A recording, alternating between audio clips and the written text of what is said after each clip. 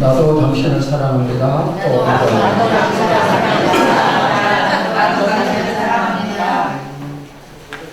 지금 우리가 하나님께 예배를 드리고 있습니다. 그런데 구약시대에는 이런 예배를 드리지 않고 짐승을 제물로 드리면서 예배를 대신을 했습니다. 솔로몬이 하나님께 1천마리의 짐승을 드렸어요. 어마어마하게 많은 짐승을 드렸는데, 근데 그날 밤에 하나님께서 솔로몬의 꿈에 나타나셨습니다. 그리고 말씀을 하십니다. 솔로몬아, 네가 원하는 것이 무엇이냐? 솔로몬이 대답을 합니다. 우리 역대하 1장 10절을 봅시다. 시작. 주는 이제 내게 지혜와 지식을 주사 이 백성 앞에서 충분하게 하옵소서. 이렇게 많은 주의 백성을 누가 능히 재판하리까? 하나님이 요청하시니까 솔로몬이 지혜와 지식을 달라 이렇게 대답을 합니다. 자, 이런 대답 앞에 하나님이 또 뭐라고 말씀을 하시는가? 역대하 1장 11절 12절입니다. 다 같이 시작. 하나님이 솔로몬에게 이르시되 이런 마음이 내게 있어서 부나 재물이나 영광이나 어디에 생명 멸하기를 구하지 아니하며 장수도 구하지 아니하고 오직 내가 내게 다스리게 한 내 백성을 재판하기 위하여 지혜와 지식을 구하였으니 그러므로 내가 내게 지혜와 지식을 주고 부와 재물과 영광도 주리니 내 자의 왕들도 이런 일이 없었거니와 내 후대도 이런 일이 없으리라 하시라. 하나님이 지혜와 지식을 주실 뿐만 아니라 부와 재물과 영광도 주겠다고 응답을 하십니다. 솔로몬이 구한 것은 부유함이나 재물이나 영광 이게 아니었습니다. 지혜를 구했습니다. 그것이 하나님의 마음에 쏙 들었어요.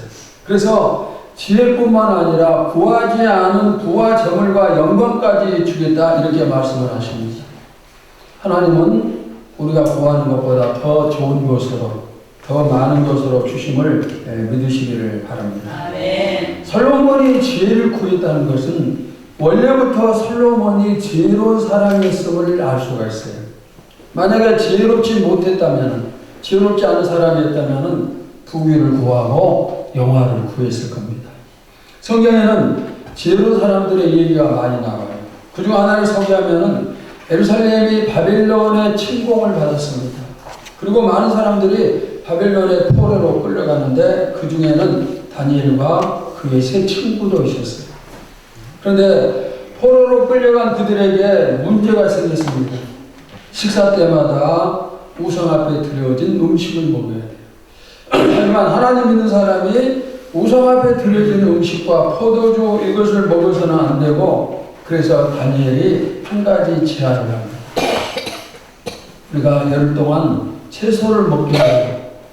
그리고 열흘 뒤에 채소를 먹은 우리와 산의 진미를 먹은 다른 사람들과 비교를 해보자.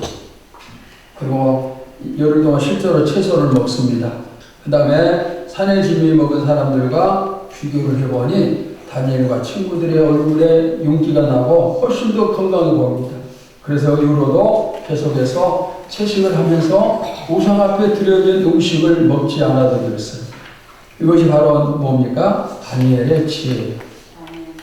만약 다니엘이 지혜롭지 못했다면 어떻게 했을까요?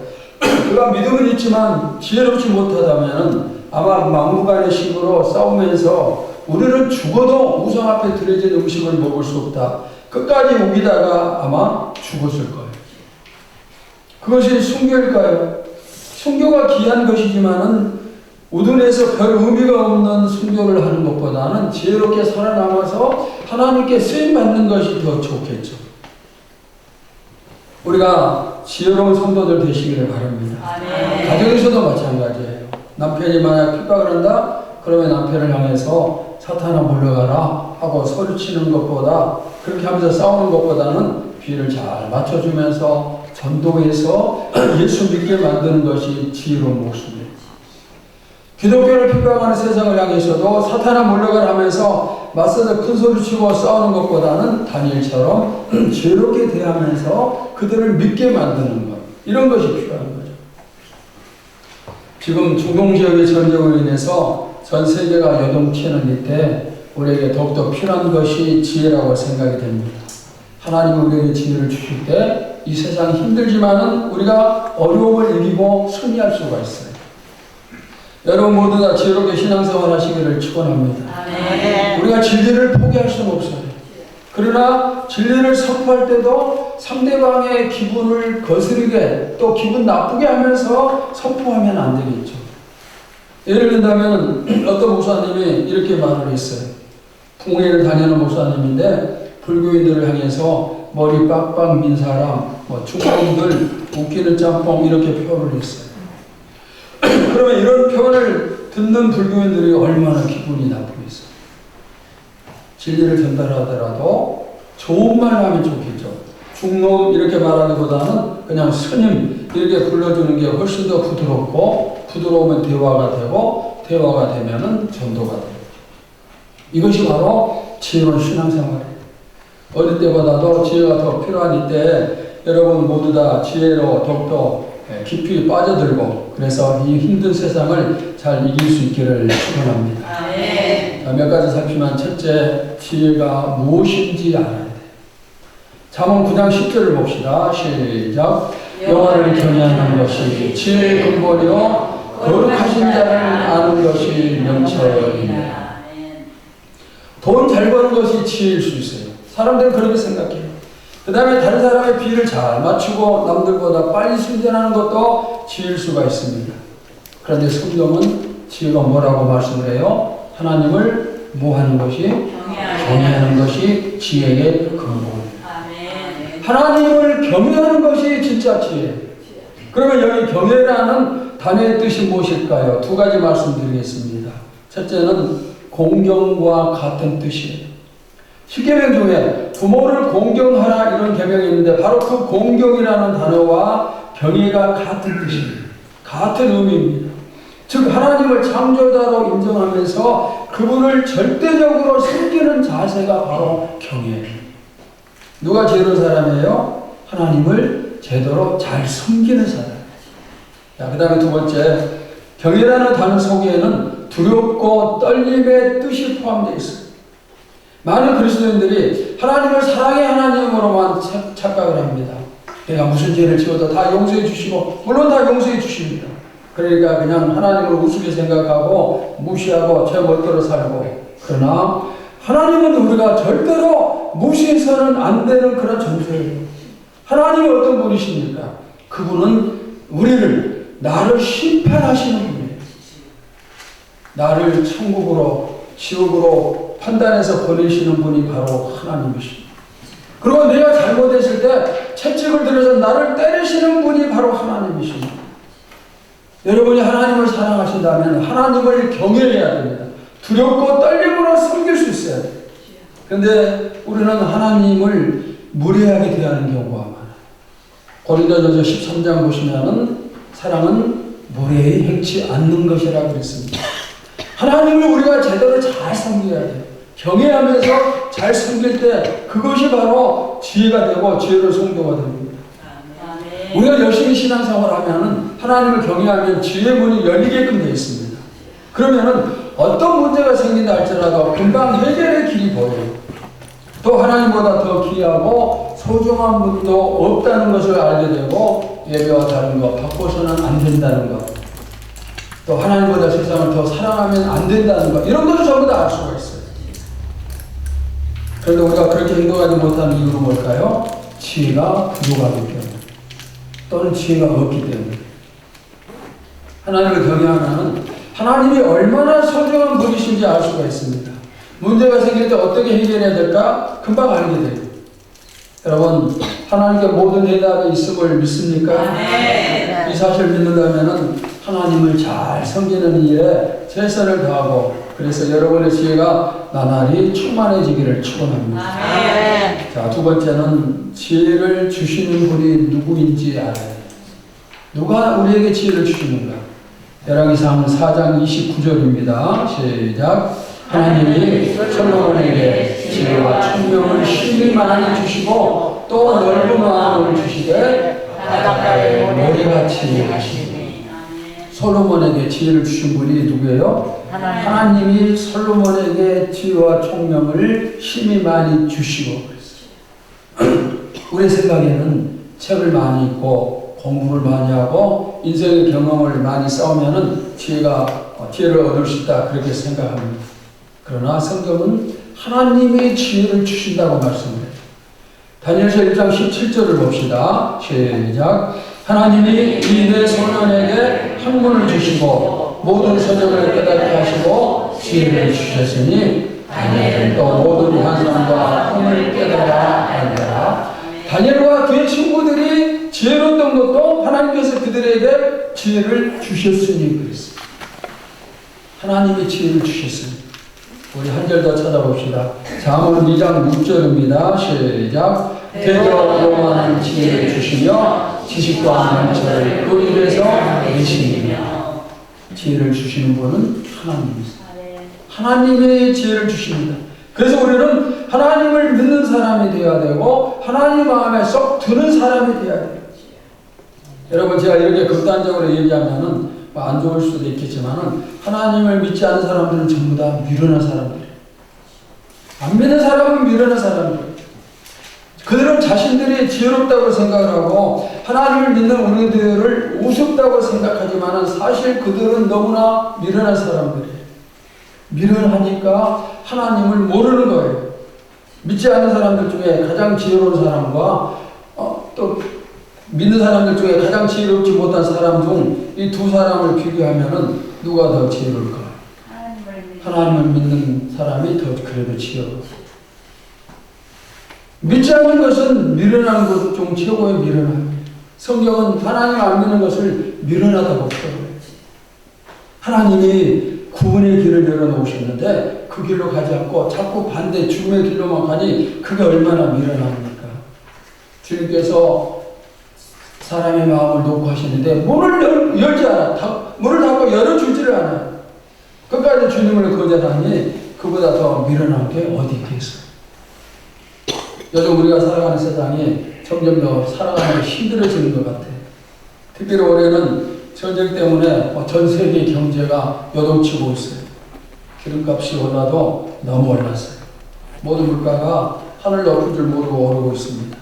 그래서 우리가 살아가는 게 걱정이 돼요. 하지만 여러분 믿는 사람은 미래에 대해서 걱정할 필요가 없어요. 하나님이 지혜를 주십니다. 어떻게 살아갈 걸 지혜를 주시면 우리가 그 지혜로 이겨나갈 수가 있습니다. 아멘. 어떤 문제가 와도 어떤 시험이 생긴다 할지라도 하나님이 주신 지혜로 해결하고 이겨나갈 수가 있어요. 아멘. 저는 목회하면서 깨달은 게 목회자나 성도들에게 가장 필요한 것이 뭘까? 지혜임을 알았어요. 아멘. 교회에서 서로 간에 부딪히는 이유는 서로가 지혜가 없기 때문이에요. 교회 문제가 생기는 이유 지혜가 부족하기 때문이에요. 여러분 날마다 하나님께 가까이 나가시기를 바랍니다. 아멘. 믿음을 키우는 것보다 더 큰 축복은 없어요. 아멘. 지혜로운 성도는 나의 생사화복이 하나님께 달려있다. 이 사실을 아는 거예요. 그러니까 하나님을 더욱더 사랑할 수밖에 없어요. 다니엘 6장에 의하면 다니엘을 시기한 신하들이 한 달 동안 누굴 일이든지 기도하면 안 된다 이런 법을 만들었어요. 만약 어기면 사자굴 속에 집어 던진다 이렇게 이제 만들어졌습니다. 다니엘은 사자굴 속에 들어가는 걸 알면서도 기도를 멈추지 않았어요.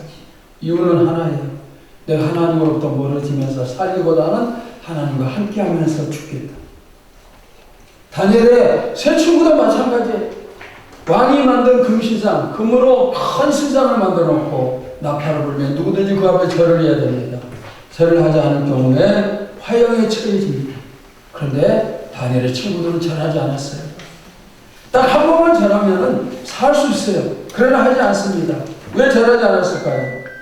하나님을 비판하고 목숨을 부지하는 것보다 하나님 편에 서서 죽는 것이 더 낫다 이렇게 생각했기 때문입니다. 여러분 모든 것이 하나님께로부터예요. 아멘. 그러니 하나님의 마음에 들기 위해서 늘 예를 쓰시기를 바랍니다. 아멘. 진짜 신앙인들은 어떻게 하면 하나님 마음에 쏙 드는 사람이 될까요? 어떻게 하면 하나님이 기뻐하실까? 그것을 고민하는 거예요. 다니엘의 세 친구들 어떻게 살까? 내가 죽지 않고 어떻게 해야 살 수 있을까? 그거 고민한 사람 아니에요. 다니엘도 마찬가지. 그냥 죽으면 죽으리라. 하나님을 신실하게 섬기는 사람들이 전부 다 똑같은 생각이에요. 이들 가운데서 세상 성공에 목숨을 걸고 나가는 사람이 없어요. 하나님 편에 섰더니 하나님이 성공을 주셔서 누리는 거예요. 아멘. 여러분의 참된 성공도 하나님 편에 서는 것임을 믿으시기를 바랍니다. 아멘. 내가 어떻게 해서 세상에서 성공하고 돈 많이 벌고 뭐 이게 아니라 어떻게 하면은 하나님 앞에 성공자가 될까? 어떻게 하면 하나님을 더 잘 섬길 수 있을까? 어떻게 하면 더 충성하고 어떻게 하면 주님 사명을 더 잘 감당할 수 있을까? 어떻게 하면 하나님 마음에 쏙 드는 사람이 될 수가 있을까? 이런 것들이 여러분의 고민이 되시기를 축원합니다. 아멘. 자, 세 번째, 기도를 통해 지혜를 얻을 수가 있어요. 아멘. 야고보서 1장 5절을 보시겠습니다. 시작. 너희 중에 누구든지 지혜가 부족하거든 모든 사람에게 복 주시고 꾸짖지 아니하시는 하나님께 구하라 그리하면 주시리라.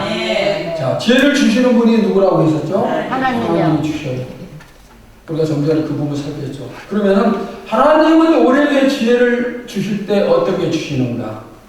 한번 말씀해 보면 기도하면 주시는 거. 기도하면은 하나님이 주십니다. 예수님의 이름으로 구하면은 무엇이든지 얼마든지 다 얻을 수가 있어요. 아멘.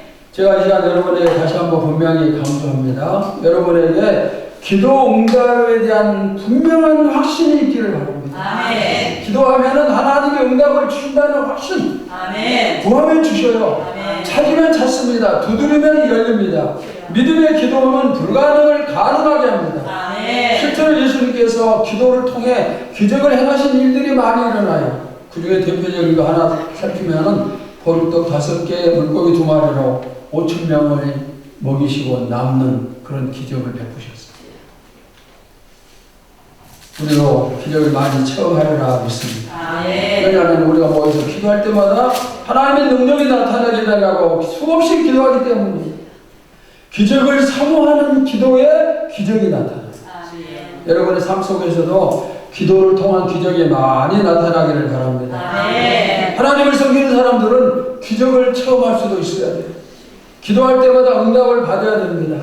주님은 분명히 응답을 약속하셨어요. 성경 속에서 기도 응답에 대한 약속이 수없이 많아요. 그래서 우리가 믿음을 가지고 기도하면은 응답이에요. 그러므로 기도는 그리스도인에게 주신 최고의 축복, 최고의 선물, 최고의 특권이에요. 제가 여러분에게 여러 번 말씀드렸어요. 믿는 우리 모두에게는 천국에 우리의 적금 통장이 있다고 그랬어요. 그 통장에는 여러분이 이제까지 하나님께 드렸던 헌금이나 이웃에게 나눠준 모든 것들이 다 적금이 되어 있어요. 그래서 통장에 든 것을 우리가 얼마든지 찾아줄 수가 있습니다. 단 한 가지가 있어야 돼요. 뭡니까? 통장의 비밀번호를 알아야 찾을 수가 있어요. 은행에 돈 찾으려면 비밀번호를 알아야 되죠. 그런데 이 비밀번호가 무엇이라고요? 기도예요. 아멘. 기도가 통장의 비밀번호예요. 비밀번호 알 수 있으면 얼마든지 찾을 수가 있어요. 그런데 찾지를 않아요. 통장이 지금 가득 쌓여 있어요. 여러분 천국의 통장에 가득 쌓여 있어요. 그런데 필요할 때 찾지를 않아요. 즉 기도를 하지 않아요. 그리고 주시지 않는다고 원망하고 불평하고. 여러분 기도해서 찾으시기 바랍니다. 내가 10년, 20년, 30년 신앙생활을 했다면 천국에 쌓아놓은 나의 저금이 얼마나 많겠어요. 그걸 기도로 찾는다는 거예요. 지혜로운 사람은 기도를 마음껏 활용하는 사람이에요. 이렇게 좋은 기도를 그냥 죽여놓으면 안 돼요. 기도해서 찾으시기 바랍니다. 아멘. 기도하면 시험이 치료되고, 기도하면 문제가 해결되고, 기도하면 축복이 생기고, 기도하면 취업의 길이 열리고, 기도하면 승진도 하고, 사업의 문이 열리고, 자녀가 없는 가정에 기도하니 자식이 생기고. 기도하면 원수까지도 사랑할 수가 있어요. 기도가 이루지 못할 것 없어요. 그래서 뭐 하라는 거예요? 기도를 사랑하라는 거예요. 사도행전적인 교회는 기도가 뜨거워요. 명품 신앙인도 기도가 뜨거워요. 기도는 신앙생활의 가장 중요한 기초. 기도 없이 아무것도 이룰 수가 없어요. 그래서 모든 그리스도인은 기도를 사랑해야 돼요. 여러분이 성전에 오지 못한다 할지라도 집에서든 아니면 직장에서든 학교에서든 어디서든지 기도하면 돼요. 그런데 이처럼 기도는 축복을 가져다 주지만은 잘못 기도하면은 기도해봐야 아무 소용이 없는 것이 있어요. 두 가지가 있습니다. 자, 첫째는 의심하는 기도예요. 의심의 기도. 야고보서 1장 6절과 7절을 봅시다. 시작. 오직 믿음으로 구하고 조금도 의심하지 말라. 의심하는 자는 마치 바람에 밀려 여동하는 바다 물결 같으니 이런 사람은 무엇이든지 죽게 얻기를 생각하지 말라. 기도는 무엇이든지 얻을 수 있지만 의심하면서 하는 기도는 아무것도 얻을 수가 없어요. 여러분, 하나님은 신실하신 분이에요. 하나님의 말씀에 단 한마디도 거짓말, 틀린 말 없어요. 하나님이 우리에게 분명히 약속하셨어요. 구하라 주실 것이요, 찾으라 찾을 것이요, 두드리라 열릴 것이요. 기도하면은 응답 주신다고 분명히 약속을 하셨어요. 그래서 우리는 기도했으면은 응답 받은 걸로 믿어버려요. 여러분, 기도할 때마다 응답 주셨다, 이루어졌다 이렇게 믿어야 돼요. 왜? 주님의 약속이기 때문에. 그러면은 의심은 어디서 옵니까? 의심은 당연히 사탄이 주는 거예요. 기도하고 난 다음에 의심하는 것은 사탄을 돕는 것이고 사탄이 우리 기도를 무력화 시키는 방법이에요. 열심히 기도했어요. 근데 기도한 거에 아무 소용이 없어요. 사탄이 그걸 노리는 겁니다. 어떻게? 의심을 주면서. 열심히 기도하고 기도할 때는 믿음이 생기고 그런데 기도가 끝나고 일어서면서 이루어 주실까? 이렇게 의심을 해요. 의심은 사탄이 주는 것이고 응답은 하나님이 주실 약속입니다. 우리가 누구 편이 되어야 될까요? 하나님 편. 늘 하나님 편이 되셔서 응답의 축복을 끝없이 누리시기를 축원합니다. 예수님의 이름으로 기도하는 것은 보증수표예요. 응답의 보증수표. 누구도 이 응답을 막을 수 없어요. 그러나 의심은 응답을 가로막는 부도수표다. 예수님께서 우리에게 거짓말 하신 적 없어요. 그래서 응답도 분명히 이루어져요. 아멘. 자, 그 다음에 두 번째는 정욕으로 쓰러오고 잘못 구하는 기도도 헛된 기도예요. 야고보서 4장 3절 봅시다. 시작. 구해도 받지 못하면 정욕으로 쓰러오고 잘못 구하기 때문이다. 정욕으로 쓰려고 잘못 구할 때도 받지 못해요. 그럼 정욕으로 쓴다는 것이 무슨 뜻일까요? 오로지 내 자신의 기쁨과 만족을 얻기 위해서 기도하는 것이 정욕적인 기도예요. 나만을 위한 기도. 기도의 목적이 분명해야 돼요. 우리가 누구를 위한 어떤 목적을 가지고 기도를 해야 됩니까? 왜 축복을 달라고 기도를 합니까? 왜 기적을 구합니까?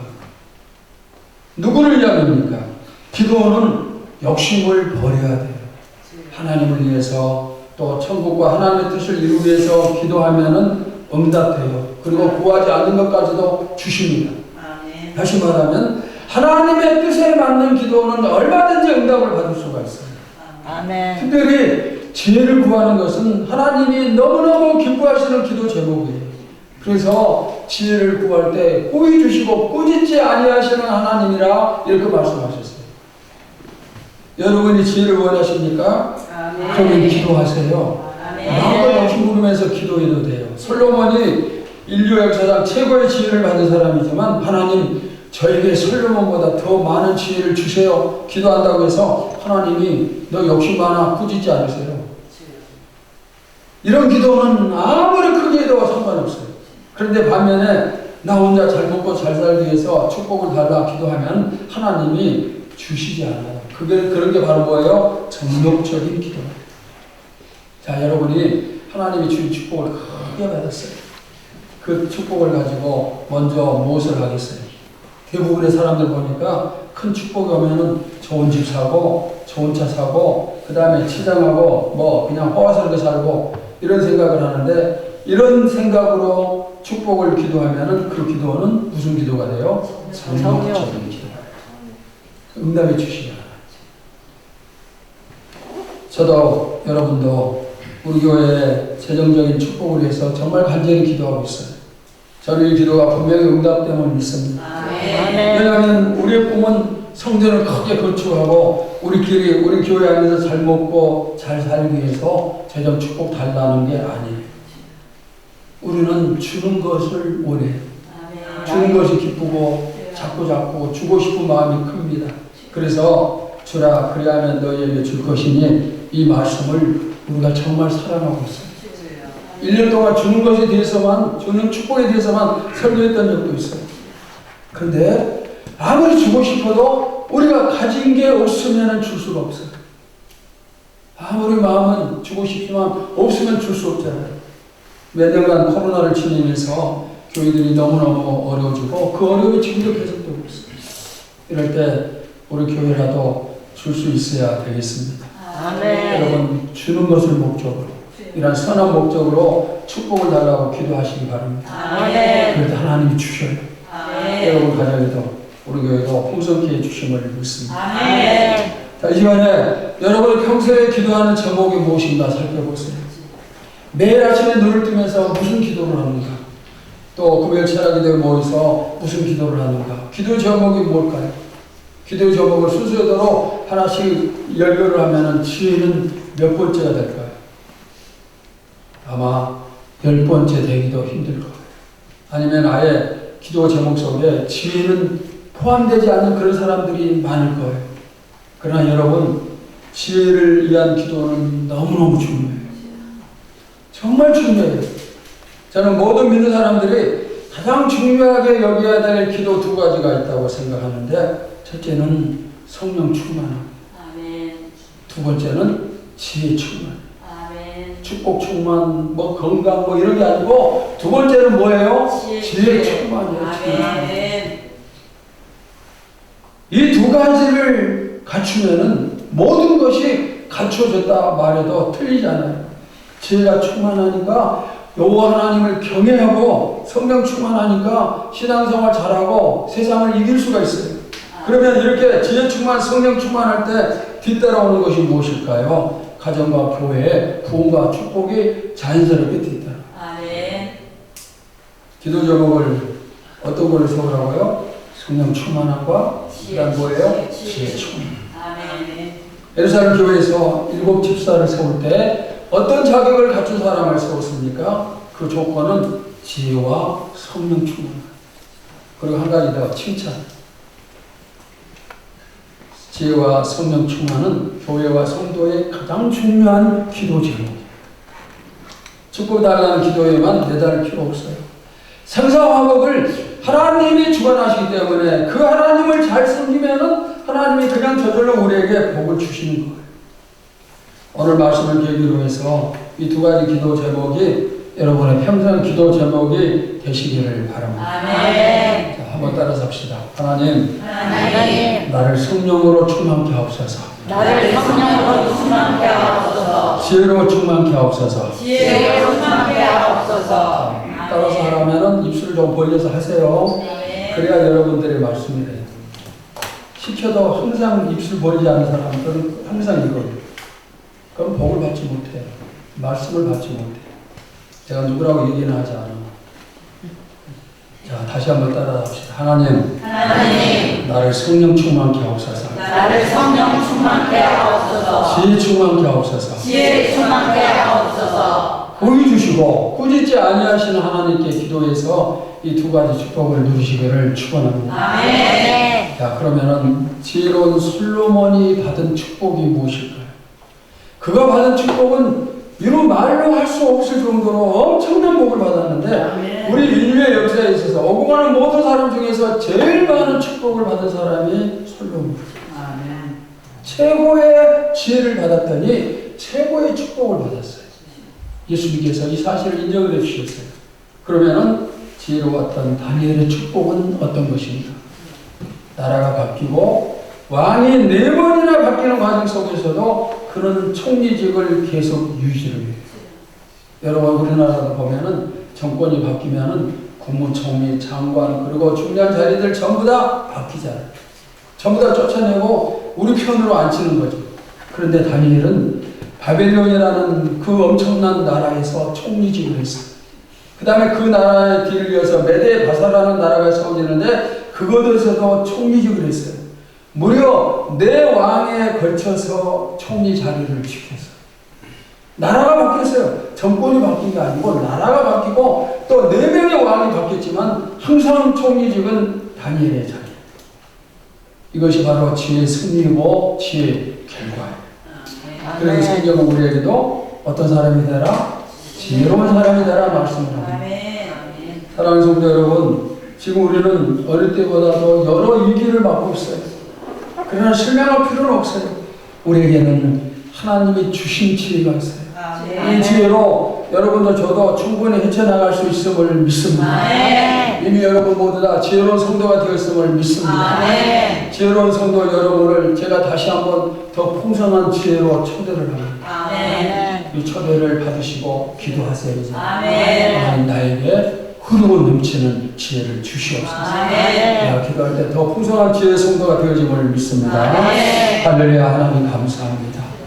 험한 세상, 갈수록 살아가기 힘들어지는 이 세상에서 그럼에도 불구하고 하나님의 주신 지혜가 있기 때문에 우리는 걱정하지 않고 염려하지 않습니다.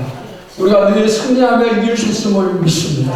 앞으로 더 힘든 세상이 우리에게 오겠지만 그래도 우리에게는 하나님이 주신 지혜가 있기 때문에 그런 세상도 걱정하지 않습니다. 주여 우리에게 지혜를 주시옵소서. 이미 지혜를 주셨지만 더 흐르고 넘치도록 더 풍성하도록 지혜를 내려 주시옵소서. 살아계신 예수님의 이름으로 기도하옵나이다. 아멘.